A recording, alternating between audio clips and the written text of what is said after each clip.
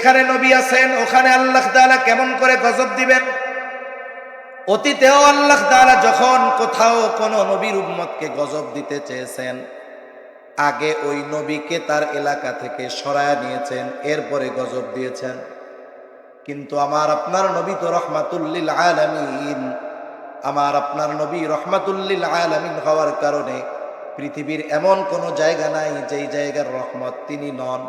শুধুমাত্র এই কারণে নবীজি বর্তমান, এই কারণে আবু জেহেল উতবা সাহেবা এমন আচরণ করার পরেও শুধুমাত্র নবীজির খাতিরেই আল্লাহ তাআলা তাদেরকে শাস্তি দেন না। অনেক সময় আমার আপনার আপনজন প্রিয়জন অপরাধ করে, একটা মজলিসের মধ্যে অপরাধ করছে, ওর কাজকর্ম দেখা মনে চাইতেছে ওরে ধইরা পিটাই, কিন্তু ওইখানে অনেক সম্মানিত ব্যক্তি আছে, ওনাদের সম্মানের দিকে তাকাইয়া ওরে আর পিটাই না। এবার সবাই যখন চইলা যায় কি বলি, ওরে আজকে সাইজি করে দিতাম খালি যদি অমকে না থাকতো এখানে, ঠিক কিনা বলে? তাহলে সম্মানিত ব্যক্তির কারণে শাস্তি থেকে বেঁচে যায় অনেক সময় মানুষ। অনুরূপভাবে নবীজির কারণে কাফেররাও শাস্তির মতো কর্ম করার পরেও আল্লাহ তাআলা নগদে তাদের শাস্তি দেন না। এজন্য কাফেররাও নবীজির দ্বারা উপকৃত হয়েছে, আর মুমিনদের জন্য তো নবীজি বিশেষ অনুগ্রহ, এ কথা তো আল্লাহ তাআলা আগেই জানায় দিয়েছেন। কিন্তু নবীজির সব উম্মতের প্রতি নবীজির মহব্বত, মায়া, দয়া, ভালোবাসা ছিল। প্রত্যেকটা উম্মতের জন্য নবীজির মায়া ছিল। কেমন মায়া? আব্দুল্লাহ ইবনে আমর ইবনুল আস রাদিয়াল্লাহু তাআলা আনহু থেকে বর্ণিত, তিনি বলেন, সাহাবায়ে কেরাম মজলিসের মধ্যে বসা, হঠাৎ করে নবীজি কোরআনুল কারীম থেকে তিলাওয়াত করতেছেন। তিনি বলেন, আন্নান নাবিয়্যা সাল্লাল্লাহু আলাইহি ওয়াসাল্লাম তাআলা মা কাওলাল্লাহি আযযা ওয়া জাল্লা ফি ইব্রাহিম আলাইহিস সালাম। নবীজি কোরআনুল কারীম থেকে তিলাওয়াত করলেন, আল্লাহ রাব্বুল আলামিন যা ইব্রাহিম আলাইহিস সালামের ব্যাপারে কোরআনুল কারীমের মধ্যে নাজিল করেছেন। কি নাজিল করেছে? আল্লাহ তাআলা সূরা ইব্রাহিম 13তম পারার মধ্যে আল্লাহ তাআলা জানায় দেন, ইব্রাহিম আলাইহিস সালাম তার গুনাহগার উম্মতের জন্য ক্ষমা চাইয়া আল্লাহ তাআলার কাছে দোয়া করেছে। সেই দোয়ার খবর আল্লাহ তাআলা কোরআনে জানায় দিয়েছেন, নবীজি সেইটা তিলাওয়াত করেছেন। কি দোয়া? আল্লাহ তাআলা জানায় দেন ইব্রাহিম আলাইহিস সালামের দোয়া, রব্বি ইন্নাহুন্না আযলালনা কাসীরাম মিনান নাস ফামান তাবিআনি ফাইন্নাহু মিন্নি ওয়া মান আসানি ফাইন্নাকা গফুরুর রহিম। ইব্রাহিম আলাইহিস সালাম দোয়া করতেছে, বলে, রব ইন্নাহুন্না আযলালনা কাসীরাম মিনান নাস, এই মূর্তিগুলা, এই প্রতিমাগুলো অধিকাংশ মানুষকে পথচ্যুত করে ফেলছে, পথভ্রষ্ট করে ফেলছে। ফামান তাবিআনি ফাইন্নাহু মিন্নি, তবে যারা আমার আনুগত্য করেছে তারা তো আমার দলভুক্ত। ওয়া মান আসানি ফাইন্নাকা গফুরুর রহিম, আর যারা আমার আনুগত্য করে নাই, কেমন যেন ইব্রাহিম আলাইহিস সালাম বলতে চায়, আল্লাহ এরা যদিও আমার আনুগত্য করে নাই তথাপি আমারই উম্মত, ফাইন্নাকা গফুরুর রহিম, আপনি তো গফুর, আপনি তো রহিম। কেমন যেন ইব্রাহিম আলাইহিস সালাম বলতেছে, আল্লাহ আপনি তো গফুর, আপনি তো রহিম, আপনি তো অতিশয় ক্ষমাশীল, পরম দয়ালু, আপনি আমার এই গুনাহগার উম্মত গুলাকেও চাইলে মাফ করে দিতে পারে। وقال عيسى عليه السلام إن تعذبهم فإنهم عبادك। ঈসা আলাইহিস সালাম তার উম্মতের জন্য আল্লাহ তাআলার কাছে দোয়া করে বলে, ইন তুআযিবুহুম ফাইন্নাহুম ইবাদুক, আপনি যদি তাদেরকে শাস্তি দেন তারা তো আপনারই বান্দা। ওয়া ইন তাগফির লাহুম ফাইন্নাকা আনতাল আজিজুল হাকীম, আর আপনি যদি তাদেরকে ক্ষমা কইরা দেন, মাফ কইরা দেন, আপনি তো আজিজ, আপনি তো হাকিম, আপনি মহাপরাক্রমশালী, মহাপ্রজ্ঞাময়। কেমন যেন ঈসা আলাইহিস সালাম বলে, আল্লাহ আপনার এই গুনাহগার বান্দা, আমার এই গুনাহগার উম্মত গুলাকে আপনি মাফ কইরা দেন। উম্মত পাপী হোক আর নেককার হোক, সব উম্মতের প্রতি প্রত্যেকটা নবীর মায়া, মহব্বত, ভালোবাসা আছে না নাই? আছে। বরং অনেক সময় তো এমন হয় যে ভালো তার চাইতে খারাপটার জন্য চিন্তা বেশি থাকে।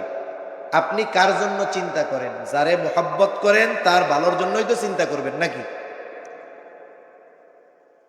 প্রত্যেকটা নবী তার উম্মতকে ভালোবাসে, প্রত্যেকটা নবী তার উম্মতকে ভালোবাসে, উম্মত গুনাহগার হোক আর নেককার হোক।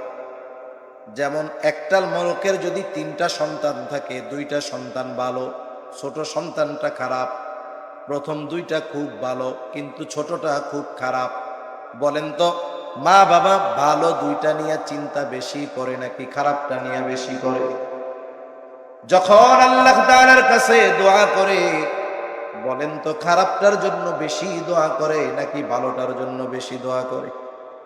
আল্লাহ তাআলার কাছে বারবার বলে, আল্লাহ মারা যাওয়ার আগে যদি এই ছেলেটাকে ভালো দেইখা মরতে পারতাম তাহলে শান্তি পাইতাম। এখন কথা হলো সন্তান তো খারাপ, এইটার জন্য চিন্তাকে বেশি কেন? এইটার জন্য দোয়া বেশি করে কেন? বলে যতই খারাপ হোক এটা তো সন্তান, এই কারণে খারাপ হইলেও তার প্রতি মোহাব্বত ভালোবাসা আছে না নাই? এখন বাস্তবতা হলো আমার আপনার মা বাবা আমাকে আপনাকে যত বেশি ভালোবাসে তার চাইতে নবীজি আমাকে আপনাকে বেশি ভালোবাসে। বাস্তবে আমাকে আপনাকে ভালোবাসে কে? জবাব হলো মুসিবতে পাশে থাকে যে।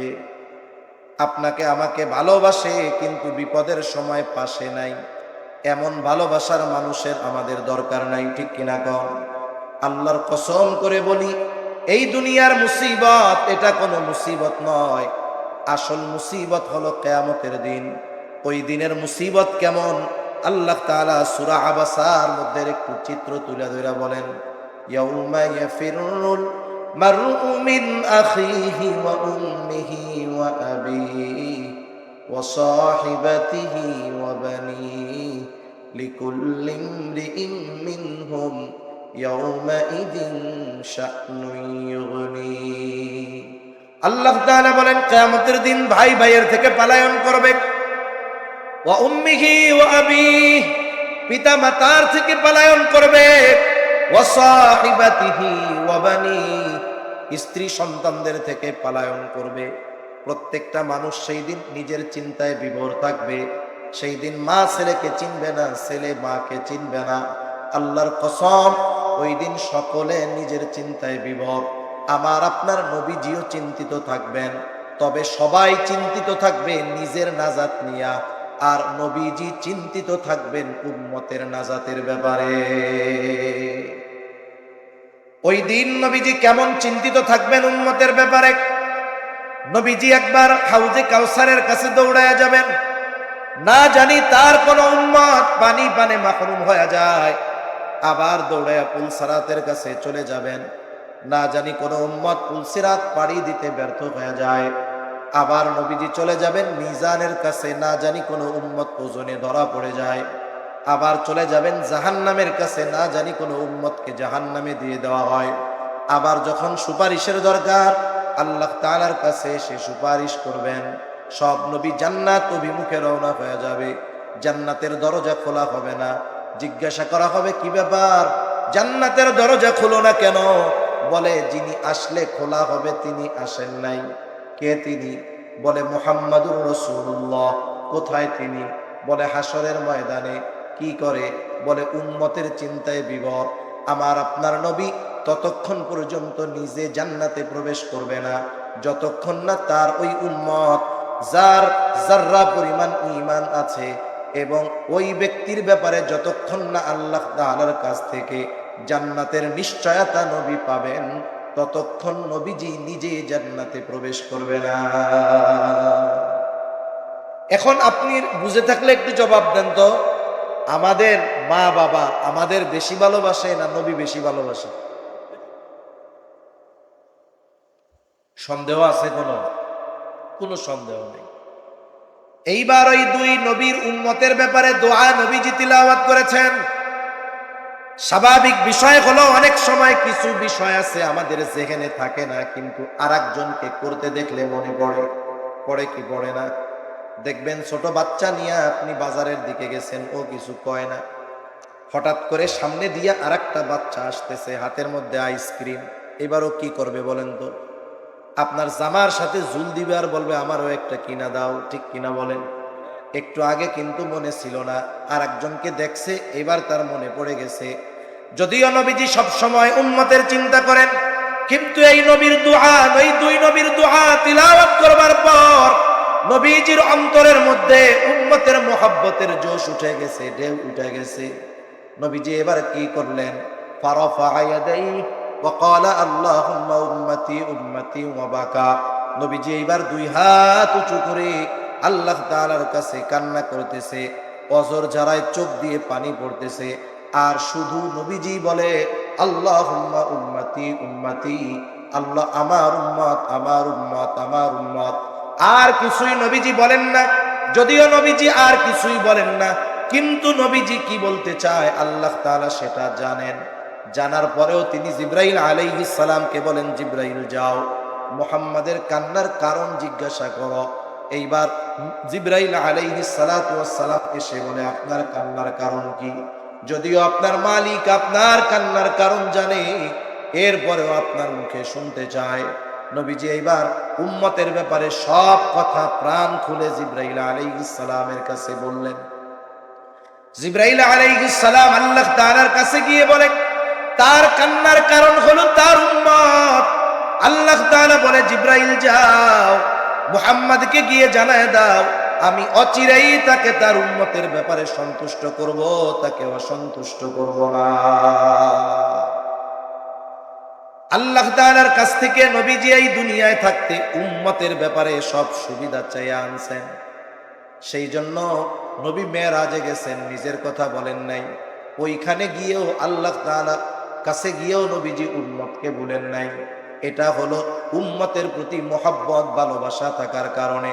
শুধু তাই না, নবীজি যখন তার উম্মতের দ্বারা আঘাতপ্রাপ্ত হয়েছেন, নবীজি কখনো আঘাতপ্রাপ্ত হওয়ার পরেও ওই উম্মতের জন্য নবীজি বদদোয়া করেন নাই।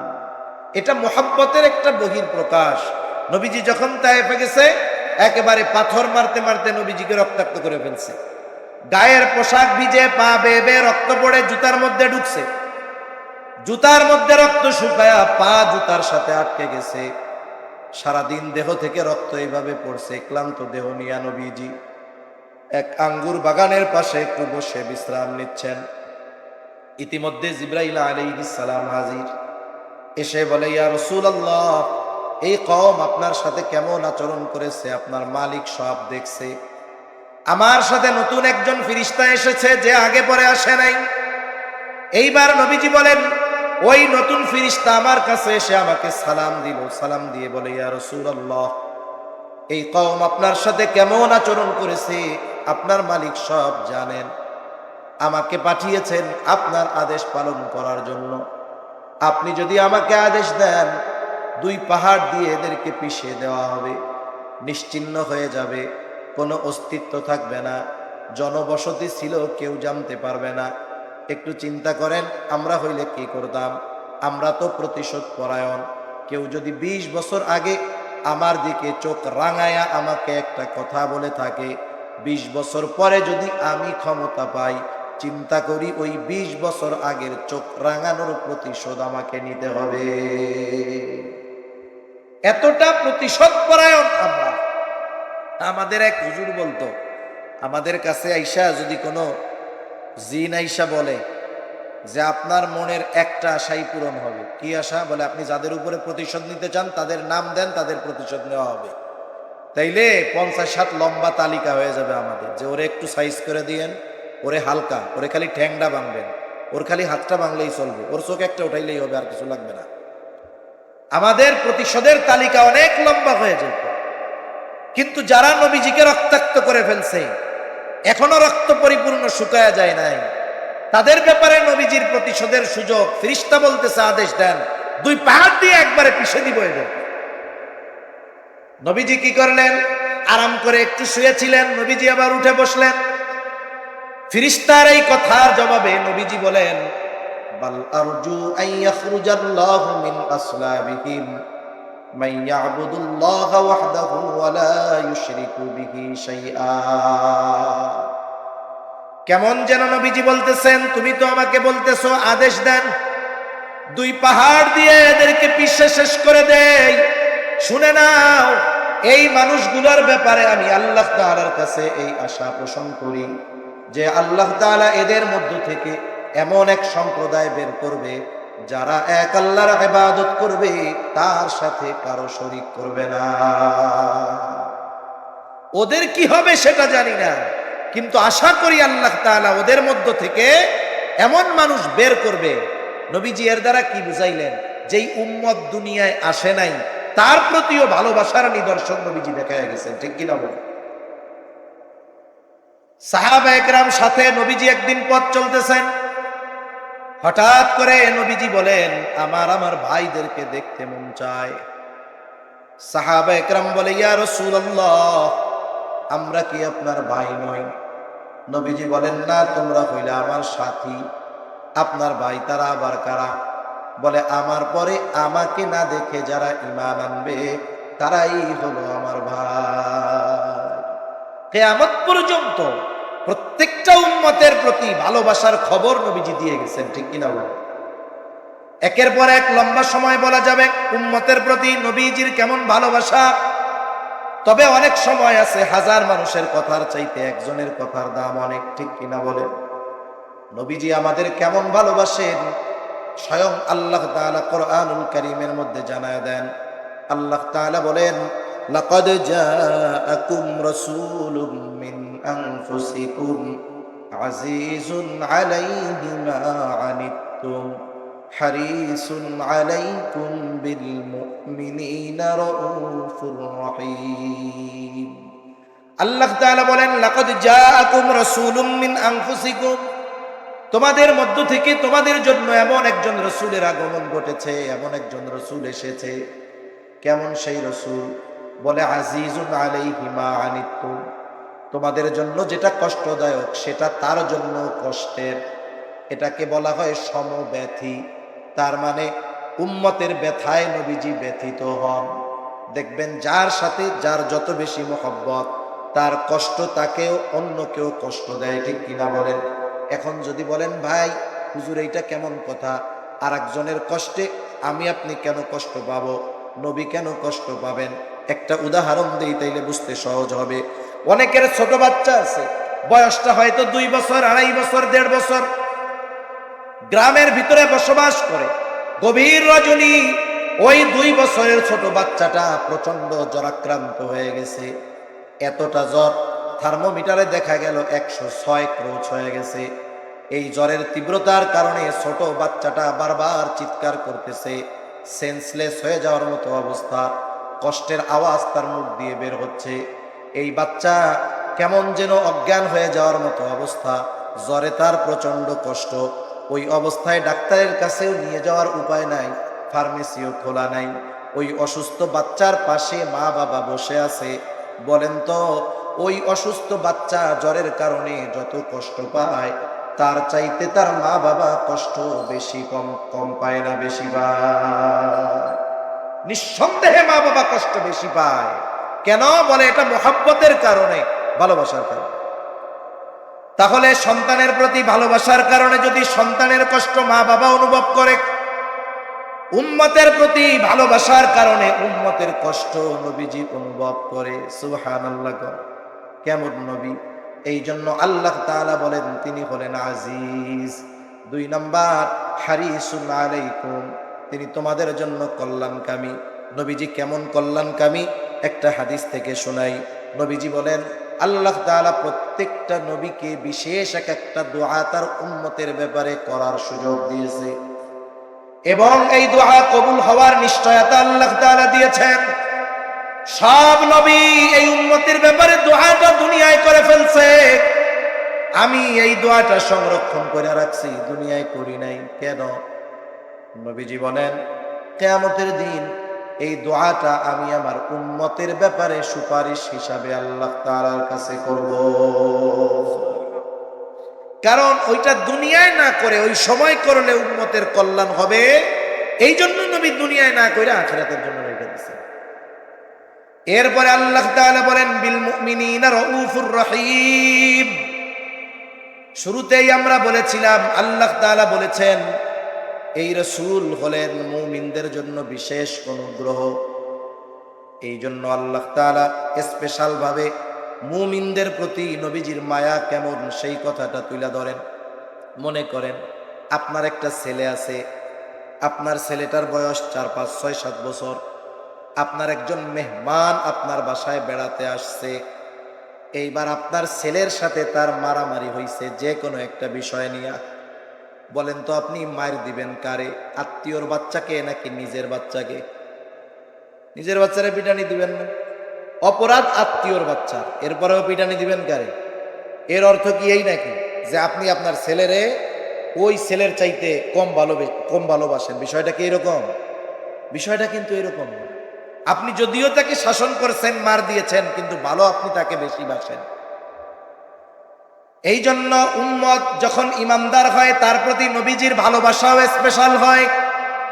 কেমন ভালোবাসা নবীজির উম্মতের প্রতি যারা ইমানদার! আল্লাহ তাআলা সেই কথাই বলেন এই রাসূল হলেন বিল মুমিনিনা রাউফুর রহিম। তিনি হলেন মুমিনদের জন্য রাউফ, মুমিনদের জন্য রহিম। আল্লাহ তাআলার অনেকগুলো গুণবাচক নাম আছে। এই নামগুলোর মধ্যে অন্যতম 2টা নাম হলো রাউফ আর রহিম। বলেন তো দুনিয়ার কোন মাখলুক রাউফুর রহিম হতে পারে নাকি? দুনিয়ার কোন মানুষ রাউফুর রহিম হতে পারে না। দুনিয়ার কোন মানুষ রাউফুর রহিম হতে পারে না। কেউ যদি দাবি রহিম, আবার কেউ যদি কাউকে বলে যে সে এক ব্যক্তি রাউফুর রহিম, যে বলবে সেও বেঈমান, যে নিজেকে দাবি করবে সেও বেঈমান। ঠিক কিনা বল? আল্লাহ রাব্বুল আলামিনের অন্যতম গুণবাচক 2টি নাম হলো রাউফুর রহিম, অতি সদয় পরম দয়ালু। কে? জোরে বলেন তো। আল্লাহ তাআলা হলেন অতি সদয় পরম দয়ালু রাউফুর রহিম। ওই আল্লাহ উম্মতের প্রতি, ইমানদার উম্মতের প্রতি নবীজির কেমন ভালোবাসা এই বিষয়টা বোঝাতে গিয়ে, প্রকাশ করতে গিয়ে স্বয়ং নিজের সাথে যেই শব্দ রাউফুর রহিম, এটা নবীজির শানে আল্লাহ তাআলা ব্যবহার করেছে। আল্লাহ কেমন যেন বলতেছে, এই নবী কেমন নবী জানো? সে তার মুমিন উম্মতদের ব্যাপারে হলো রাউফুর রহিম, অতি সদয় পরম দয়ালু। সুবহানাল্লাহ। একটু যদি হৃদয় দিয়ে বুঝে থাকেন, এটা বুঝতে কঠিন হবে বলে আমার মনে হয় না, যে ইমানদার উম্মতের প্রতি নবীজির ভালোবাসা কত বেশি। সুবহানাল্লাহ। এখন এই ইমানদার উম্মত, আমাদের উপরে নবীজির এই মায়া, মোহাব্বত, ভালোবাসা, এর কদর আমরা কতটুকু করতে পারলাম সেই হিসাবও আমাদের করার দরকার আছে না নাই?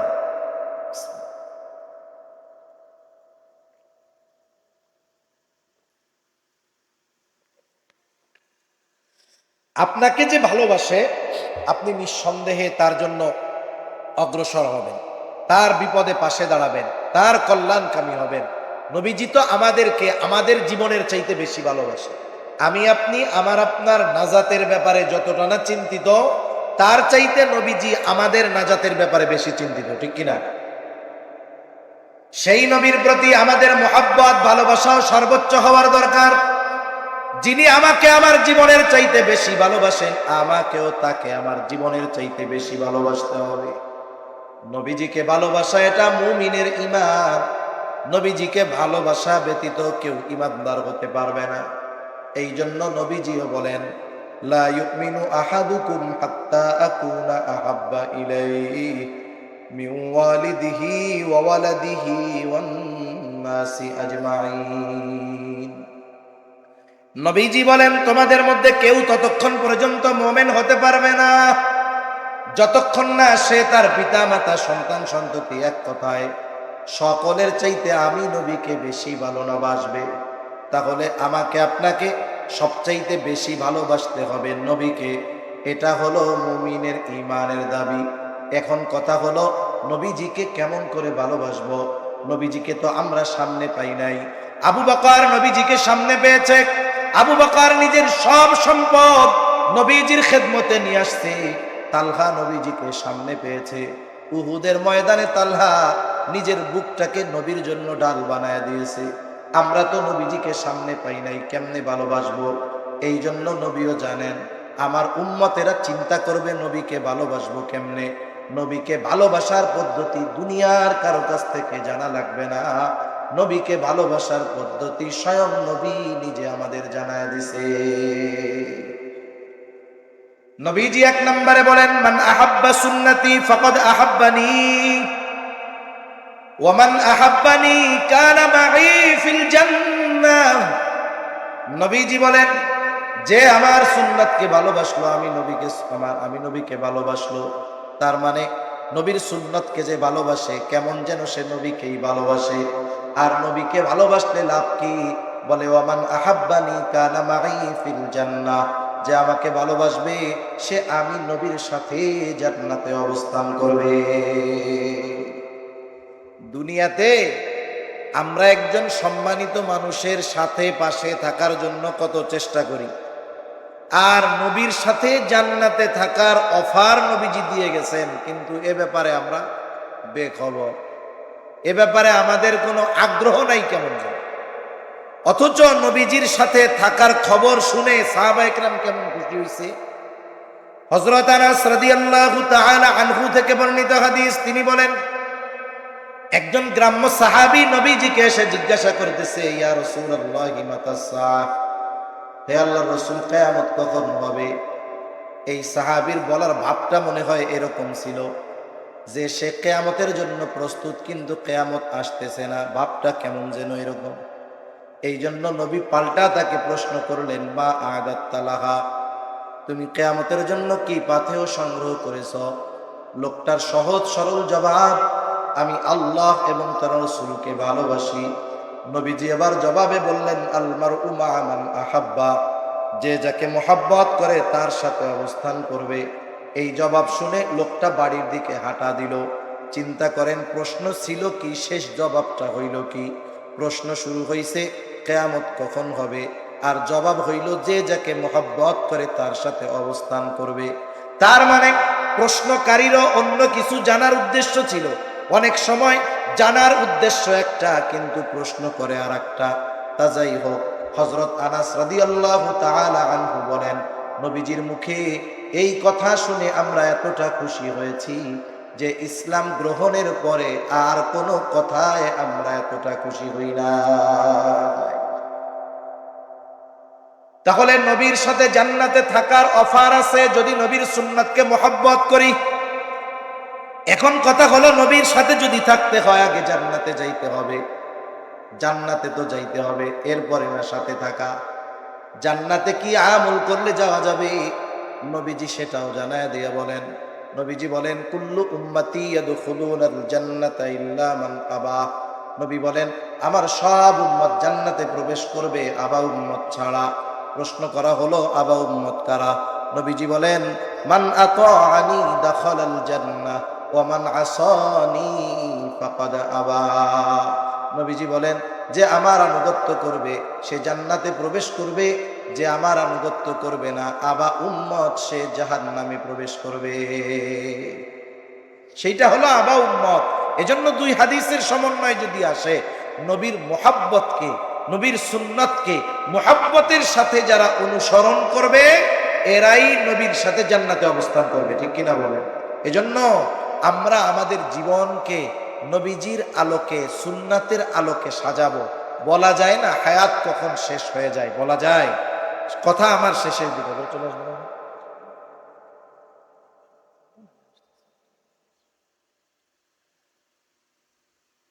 নবীজির সাথে জান্নাতে থাকতে পারা, এটা তো বড় সুখবর। এটার চাইতে বড় সুসংবাদ আর কিছুই হতে পারে না। হায়াত কখন শেষ হয়ে যায় বলা যায় না, কোন সময় মৃত্যু চলে আসে বলা যায়। মারা যাওয়ার সময় যখন মানুষ মারা যায়, গোসল দিল, কাফন দিল, জানাজা শেষ, এরপরে যখন কবরের মধ্যে রাখতে যায়, রাখার সময় একটা দোয়া বলে। কি দোয়া বলেন তো? বিসমিল্লাহি ওয়া আলা মিল্লাতি রাসূলিল্লাহ। ঠিক কিনা বলেন? নাকি অন্য কোনো স্লোগান মোলোগান আছে আবার? এটা বলেই তো কবরে রাখে। ঠিক কিনা বলেন? এটা হলো কি বলে, এটা আখেরাতের ভিসা। অনেক সময় মাঝে মধ্যে শুনেন না, ভিসা জালিয়াতি কইরা অমুক দেশে যাইতে গিয়া ধরা খেয়েছে। আপনি যদি পাশের দেশ ইন্ডিয়া ভিসা জালিয়াতি করে যাইতে চান, ধরা যদি খান, এমন সিল লাইগা যাবে কিয়ামত পর্যন্ত যদি হায়াত পান, ভিসা কিন্তু পাবেন না। ব্ল্যাক লিস্টে ফালায়া দিবে, রেড লিস্টে ফালায়া দিবে। তার মানে আপনি যদি বর্ডার ক্রস করে অন্য দেশে যাইতে চান, লিগ্যাল ভিসা লাগবে, ঠিক কিনা বলেন? আমাকে আপনাকে যখন কবরে রাখা হবে, বলবে বিসমিল্লাহি ওয়া আলা মিল্লাতি রাসূলিল্লাহ। এই কথার দ্বারা কি বলে, আমার ব্যাপারে একদিন বলবে, আমরা মানুষের ব্যাপারে বলি। বুজুর্গানে দিন বলেন, এই কথার সারমর্ম হলো এরকম, কেমন যেন আল্লাহ তাআলাকে বলা হইতেছে, আল্লাহ আপনার নামে এমন এক ব্যক্তিকে এখন কবরস্থ করতেছি, যার গোটা জীবন সুন্নাতের উপরে ছিল। সে যখন মরছে সুন্নাতের উপরে ছিল, একেবারে যখন কবরে রাখতেছি তখনও সুন্নাতের সাথেই আছে। দেখা গেল এই কথা বলে যাকে কবরে রাখা হইতেছে তার মুখের মধ্যে দাড়ি নাই। এখন আমাকে বলেন তো, এই ব্যক্তির ব্যাপারে যেই কথাটা বা দোয়াটা বলা হইল, ওই ব্যক্তির ব্যাপারে কথাটা সত্য নাকি মিথ্যা? ওর আখেরাতের প্রথম গাটি কবরেই রাখা হইল, ওকে ভিসা জালিয়াতি কইরা।